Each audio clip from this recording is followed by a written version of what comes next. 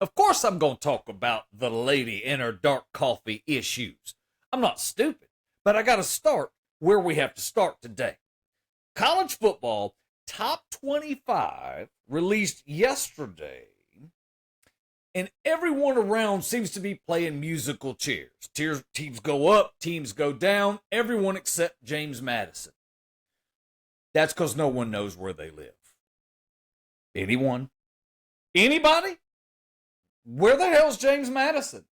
Don't tell me he was the fourth president. I get all that. I know the university's got at least a teepee in Virginia, but I'm not sure outside of that the place really exists. We need to go check. This may be like a fictitious school.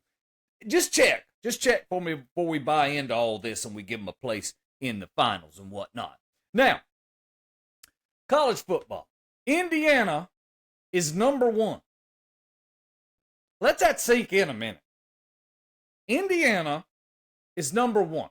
That's how you know college football is completely drunk. Why don't we just start picking the rankings at the Waffle House? It's just as easy and it's dang sure as correct.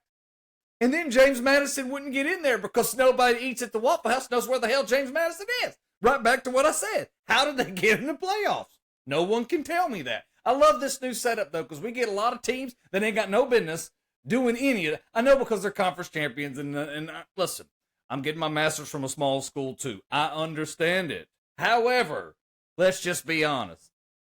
If it ain't SEC, is it real?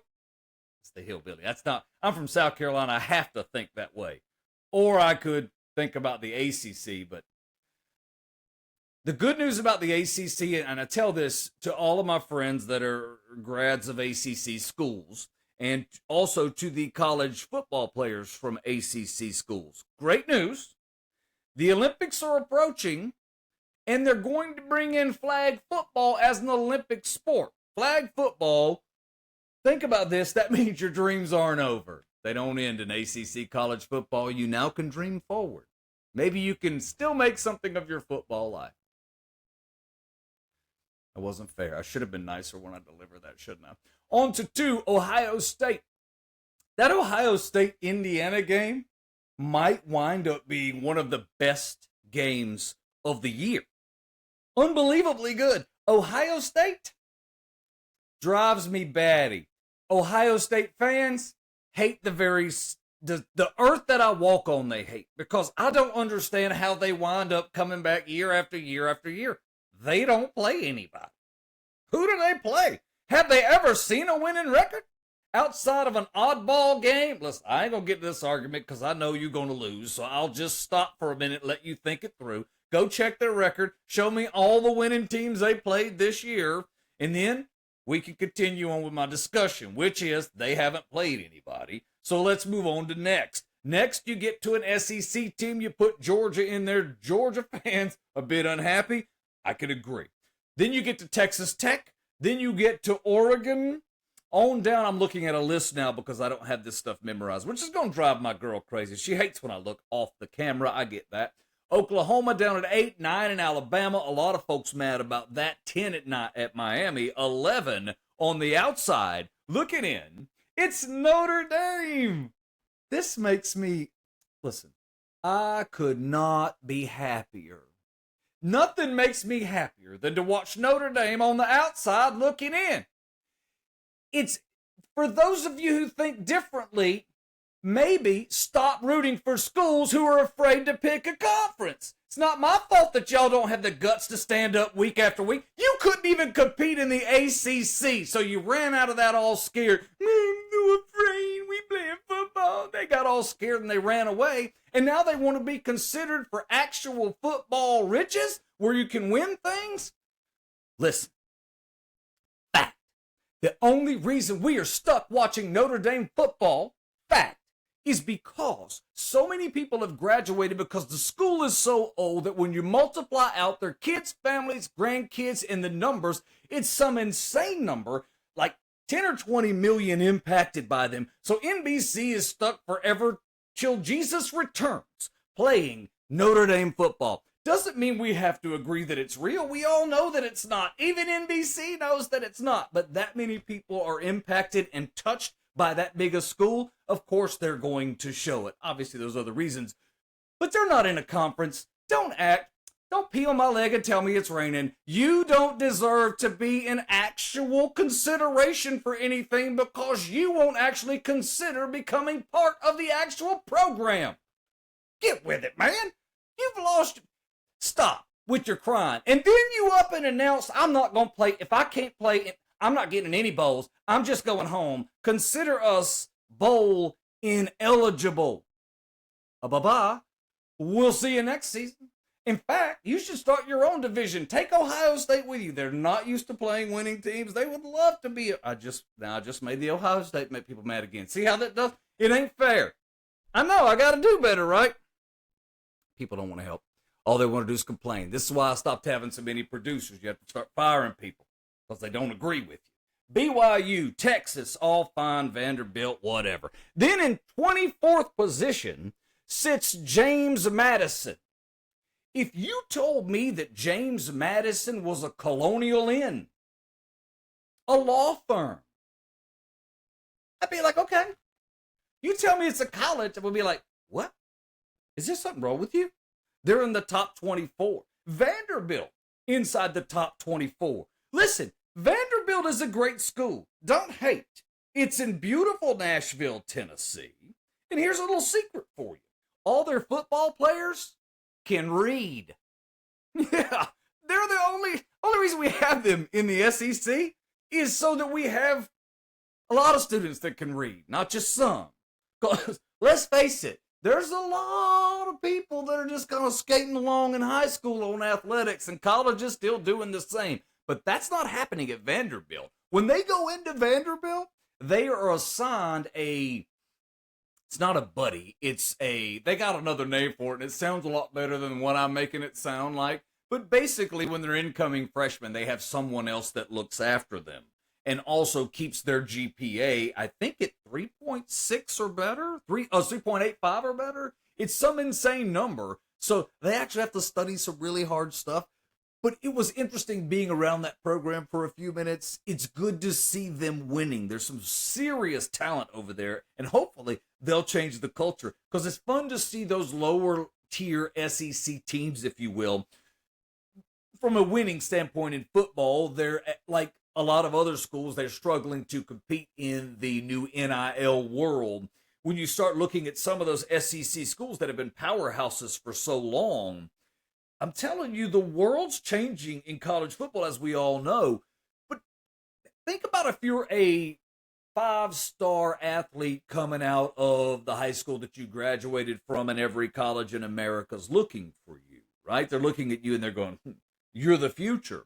Well, what do you want now? If this is your world now? Well, first you want money. You want a big deal because we pay them to play now. Secondly, you want a school that's big enough for you to sell jerseys so that you can afford the Bugatti that you so desperately deserve in your college years.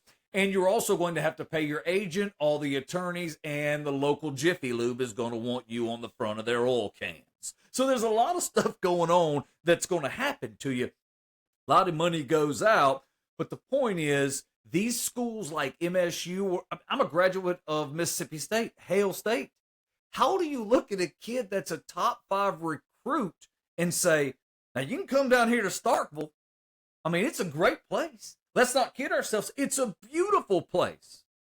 Or you can play in Florida. Also a beautiful place. You got beaches. You can play at Kansas State. Beautiful place. Or you can play at Arizona State, where the sun shines all day, where there's nothing but beautiful people. I've seen the internet. Now, I live here. It may not look quite like it does on the internet, but from a college standpoint, for that experience, are you kidding me? Then you've got Starkville, Mississippi. You have Ole Miss. What's Ole Miss selling there? I'm not talking about football. I realize they're 11-1. Also, Lane's gone, so things are about to change in that department too. But they always, they're like the super band waistband in Hanes underwear. They snap back wash after wash. It don't matter who's over there. Hotty toddy. Next month, they'll be right in the top 10 again, as usual. I can only talk about that because I'm a Mississippi State grad, and they're already making fun of me right this minute. And if it's you, you're going, that dude clearly went to Mississippi State. I would have went over there, but I didn't want to mow people's lawns for a living. I've heard the jokes. I ain't saying you're wrong. I'm saying it's fun. Hail State. Now, and you don't have to carry a cowbell around, so I get all of those things. But I think that changes the whole setup, the dynamic. If you as a player are coming out, then it becomes, where do you want to play? What campus works best for you and the location around it? Ole Miss has nothing. They're on Highway, 55 up the road, gets them to Memphis, because everybody wants to hang in Memphis, right? Safest place I've ever been, Memphis. I spent a weekend there one night. It was a beautiful place. I'm kidding. The Pyramid is awesome. Germantown next. After that, I don't want to be in many places in Memphis. All I'm saying, a lot of trouble happens in Memphis. There are better places to go to college is all I'm getting at. So when you're in that game, now it's who can pay. Alabama, gonna have to have big budgets. Nobody's dying to go down there. Tuscaloosa, even Birmingham's not a screaming mecca for good times for someone that age. I mean, it doesn't. Now you're looking for the cities. The cities make the difference. And I would think that as we continue to work with the NIL contracts and those kind of things, right now those bigger schools have the bigger dollars. But if you spend some time and let this thing shake out for, 10, 15 years, who's to say that all of a sudden those campuses in the best locations won't start having better football programs because of the availability of talent? You can easily see why Lane Kiffin runs down to LSU, because from a high school in the state perspective, he gets the first pick of everything coming out of Louisiana.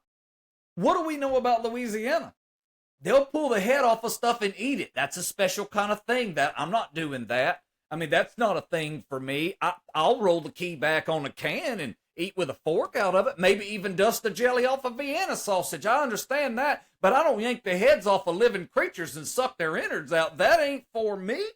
That's a Louisiana thing. Okay, I understand. Judah, man, they got gators and all kind of stuff down there. They gonna be good at football, don't you expect? So Lane Kiffin goes down there to tap into the talent that's in the state, because where are they going if they decide to leave Louisiana State? Or the state of Louisiana, I said that backwards. They're either going to a state school or they're going to look at Alabama, because Alabama does a lot of recruiting in the state. So they'll bounce over there. But if Lane can pick from the entire state, they don't have a second college there, do they? A real one? I mean, Alabama shares the state's talent with Auburn. Georgia, South Carolina, they're so close proximity to each other. That's an easy argument for a student to make. You got 5 points in Columbia. You sit there on the campus of UGA. Athens not the biggest place, but you can still hear stations like WESC out of South Carolina. You could pick up in Greenville, South Carolina, so you have plenty of room to roam. Plus, you get a really good education from Georgia. I was born in Georgia, so I have to say that. Reality is South Carolina does have 5 points, and you're closer to the beach, but you didn't hear that from me. So I think those schools are going to struggle. Right now, we're kind of locked in the same thing. You're still going to have the Bamas and the usual characters. And over the next couple of seasons, I'm anxious to see how that plays out. As far as this season goes, this is real interesting to me, because now Notre Dame's out, and not them, but Kansas and a couple of others have been fined, I think it's $500,000 from the Big 12 or somebody, because they decided they weren't going to bowls. For what? What principle are you standing on, idiot? You need more students. Withdrawing from bowls does not bring you A, more students, or B, more athletic students, because you need better athletes, because you sucked in the Big 12. You were 5-7. So maybe you got a business model problem. Maybe somebody at the top is dumb as a sack of hammers. Maybe education is something that you should see. Maybe your teachers need remedial education. Then they'll go back and learn how business works. You're screwing the pooch. You got to stop. You got to figure things out. Get yourself in there. Let anyone that was involved in those decisions, you can't fire them fast enough. In fact, why don't you bring everyone that's employed at the entire university by that football program in the room, stand them up one by one and say, everyone who has a job today step forward and then point out the one that created this mess and go, you need to go backwards about 6 miles. Get all your crap and don't ever come back. You got to fire people like that. You got to make examples of them. You got to put them on the back of milk cartons. I mean, you got to do things so people know you can't be that stupid. Maybe the milk carton thing was, I mean, they could still be around. Just put them on the back. And does anybody drink milk anymore? Let's just see what's going to happen. Our first couple of games in this college round go Oklahoma versus Alabama. Come on, that's good times right there. Nobody wants any boomer. Sinner. Roll Tide. It gets no better than this. This is what college football's supposed to be. So I'm pumped about this. Then we'll move on to Texas A&M and Miami. Then we'll move back to another real football game. We'll have Ole Miss versus Tulane. Is 3-lane available? How about 4-lane? Because Tulane ain't got a prayer. What are the odds going to be on that? What's the score? A lot to a little. This ain't going to take long to figure out. Oregon versus James Madison. Texas Tech versus the winner of Oregon, James Madison. Now, wouldn't that be awesome if James Madison won? Even the Oregon kids are going to be like, they're real? I thought those were AI. That can't be a real school, right? That's just an internet school. That's like University of Phoenix. It's not real, right? Turns out it is, apparently. Maybe. Then the Fiesta Bowl's right here in Glendale. Lord knows who's going to be in that. National championship comes up from Miami. It's pretty cool. So basically the only thing we know for sure right this minute from today or yesterday's college football and the fallout that's happened today is that Georgia's mad, Notre Dame's dramatic, and James Madison needs to drop a pin so we can all figure out where the hell they are. Things that also happened today.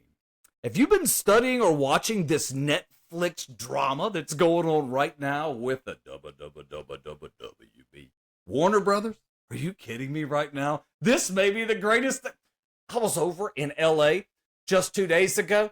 The mood, the somberness of the Starbucks employee, it was not the same. I mean, you know, they're all screenwriters and whatnot. But they weren't acting right. I didn't realize that Netflix had just bought, maybe, Warner Brothers, at least a portion of it. I know there's some of the stuff that leaves, but it takes over HBO and HBO Max. So what happens is another content creator is housed under the same roof, which potentially reduces the choices that me and you get, and the people that are making investments in the different projects are now, the gatekeepers are stronger.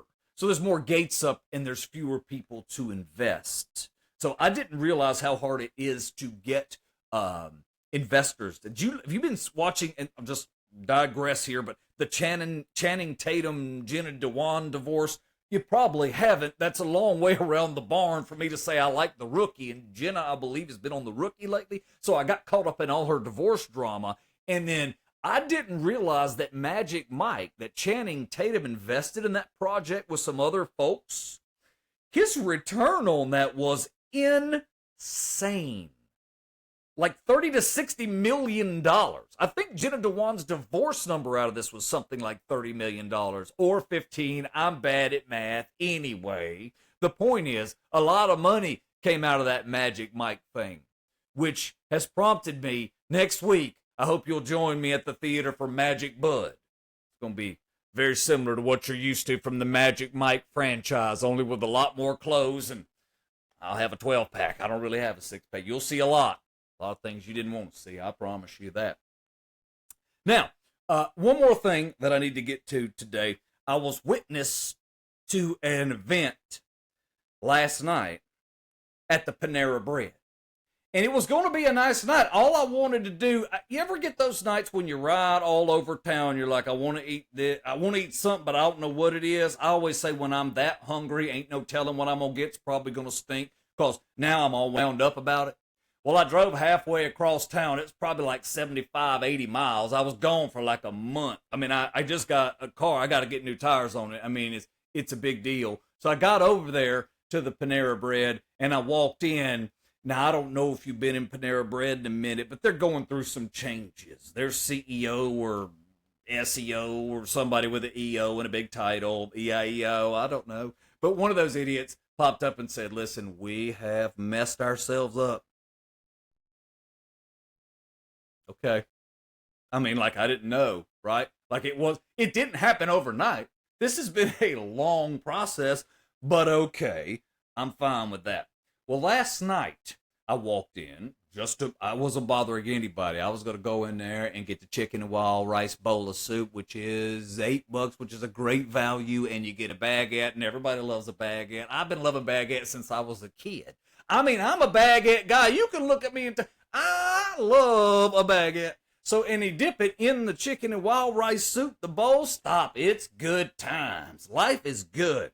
I ain't going to hate on her soup. So here I am. The people in front of me.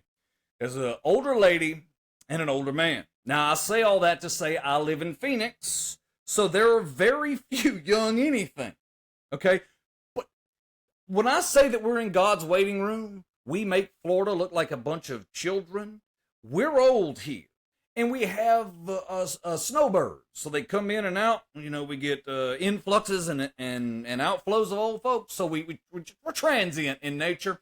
So a lot of times when they come in still mad from being up north, and I get that. I mean, if you live up north, you know, you spend the whole year shivering and whatnot. I mean, you know, I get it. Listen, I lived in Michigan twice. I couldn't get out of there fast enough. One of the most beautiful places on God's green earth during the 2 weeks of summer. And that 2 weeks is not, they don't connect. I mean, it's like 2 warm days and then another warm day and then 78 cold days and then another warm day. Across a year, I'm talking about. It's a beautiful place. I say that jokingly, but I really don't. It's a cold place as well. So all those cold old folks rolling in here and they got some attitudes. I get it. This lady and the dude were there. And the poor little girl behind the counter was every bit of 20. You know, wearing today's best in athleisure wear. You know, the type. Loved her. Very nice. Very soft-spoken. Like a middle child. Not bothering nobody. How can I help you? All perky and whatnot, but not super perky. Well, this couple comes in and they were like, listen, I'd like to get the half soup bowl. I'd like to remove the chunky beet slices and move into the harvest grain nuts and move out. You know, they went on for about 12 months. Got to the end, completely built a new salad. It didn't even start as the same salad. Okay, it's completely different. We've done that. Then she was offered a baguette, and have I not discussed already on this very program how important baguettes are to society? They're dang important. She crapped all over the baguette. She wasn't having it. Then she said, I should be getting an apple and a baguette and a drink. Lady, how much carbs do you need? I mean, let's be honest. Baguette, ma'am, you don't need any more carbs to start with. You showed up in here mad. You need some fiber. You need to let some of that go so we can all be friendly again. But no, hell no. So she wasn't going to have it. So by the time they got done ringing it up, her poor husband was thinking to himself, you know what? I have to outlive this lady because if I don't, who's going to put her in the ground? Because I'm going to have to pay somebody to do it. She's so damn mean, nobody else is going to do it. Not for free. They going to want money for that. I don't blame them. So next thing I know, I'm trying to get up there in order. It's been like 20 minutes. I'm not even making that up. That's like legit. I'm standing here thinking, man, I picked the wrong year to be living around here. So I got to the front, and as I'm getting ready to order, this lady was behind me. She walked over to the coffee thing and to get coffee, and the little lady that was behind, I said, look, she's probably 18, I don't know. She said, I got to go do something. I was like, all right, so I'll just stay here. Shut up quietly. And by the time she showed back up to help me, the other lady gonna come behind and right back up to the front, and she said, hello, ma'am. There's only dark roast here, and it's after 3, and I only drink light roast after 3, so that needs to be taken care of right now. Also, has anyone wiped up in here ever? Because that's going to need to be done right now. And she walked away. And the girl looked at me, and she was like, geez. And I was like, that's a tough position for a customer to be in. Because I want to say to the girl, you know, you right, that lady is bat crazy. I mean, she's like squirrel turd. She's nutty. But then I looked around. And you do look around and you realize this place ain't been cleaned. I don't know what kind of fungus is growing in this place. Like, I shouldn't have even opened this door. This is Panera Bread. I ain't trying to hate on Panera. I just told you I love to go in there. I believe it was St. Louis Bread Company first. A little bit of the loot. Okay. Here's the problem. She wasn't wrong. The way she delivered the message was wrong, but the message was not wrong. The place was disgusting. The coffee was empty. But I can't get in the middle of that because I could lose a new 20-year-old friend that I could make here. So I'm not going to say that. I was like, yeah, I agree. So I get ready to go and I get my thing and then she says, okay, we got your order on the wall. Your number, like 87 and we're now serving 1. So I'm good. I'm just going to hang here for a minute. Another lady walks up behind me who coincidentally winds up ordering the exact same thing as I did because it's the best thing on the menu, that chicken and wild rice. She was raving about the baguette too because she had good taste. So while she's trying to order, this lady done walk back up for another round. Excuse me, ma'am. This place is nasty. The tables haven't been cleaned in hours. There's stuff on all of them. You're going to need to clean this up. Her response was, this poor kid, her response was, I'm by myself. This lady's answer was, that's not my problem. The place is disgusting. Get a rag and start cleaning. I was like, whoa, now you pushed it too far. I'm sitting here and I'm trying not to say anything because you don't know me yet, but when you meet me, you're going to find out I don't do quite well. I did not come into this earth with a lot of friends. I sure as hell won't leave with them. If I see it, I'm going to say it. That's why I don't keep jobs long, because I say stuff I shouldn't. So I let it go for one more minute. Then she started in on about the coffee and about she wanted free lunch. This is going to be done right now, and you're going to give me free lunch. And I thought, wait a minute. Now you went too far. Now she's like 5 feet from me. She's over here. The other girl's talking to the manager. Now she's all uppity about it. Finally, I said, ma'am, let's talk about what happened here. You mad about something that happened 2 hours ago? You walked in here and started assaulting a poor 20-year-old kid, wanting top grade stuff out of a broken franchise that needs to be out of business. Your problem is you're not asking for something that's not unreasonable, but you're asking for it at a broke-down franchise from a 20-year-old that's making $18 an hour if she's lucky to hand out soup that's stale and broken baguettes because your business model is garbage. Ma'am, you're not wrong, but you can't come down here from up north and be a jackleg because nobody wants to hear it. Tone your message down just a little bit. Try to be nice to people. The poor girl that was the manager of the place won't 22 herself. So bottom line is, if you were looking for miracles, you showed up 10 years too late to the franchise.